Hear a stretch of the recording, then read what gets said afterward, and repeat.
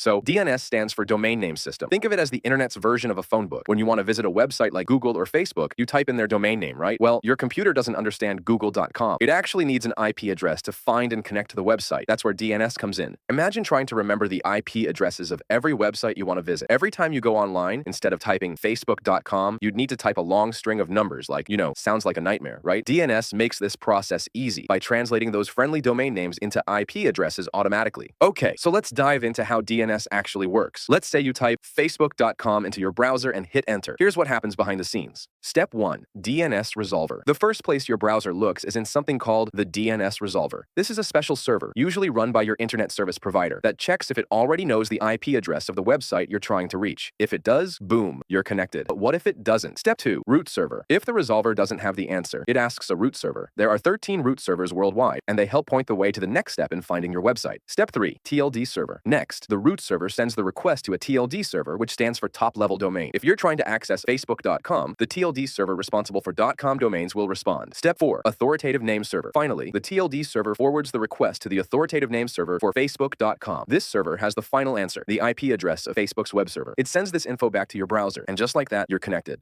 DNS is crucial because it makes the internet easier to use. Without DNS, we'd have to memorize the IP addresses of every single website. Not only that, but DNS also helps speed things up. Once your DNS resolver finds the IP address for a website, it stores that information for a while, so next time you visit, it doesn't have to do all that work again. But what if DNS stops working? Well, if the DNS server goes down, you won't be able to access websites by their domain names. It's like trying to call someone without their phone number. You're stuck. That's why websites and companies often use multiple DNS servers for backup to ensure the internet runs smoothly, even if one DNS server has issues. Here's a cool fact. DNS isn't just for websites. It can also be used for other things like email. When you send an email, your email provider uses DNS to find the server that's handling the recipient's email account. Now, one more thing before we wrap up. DNS security. Because DNS plays such a critical role in connecting us to websites, it's also a target for hackers. One common attack is DNS spoofing, where attackers trick your browser into visiting a fake website by giving it the wrong IP address. This is why many companies now use DNSSEC, a security feature that ensures the DNS information you get is authentic and hasn't been tampered with.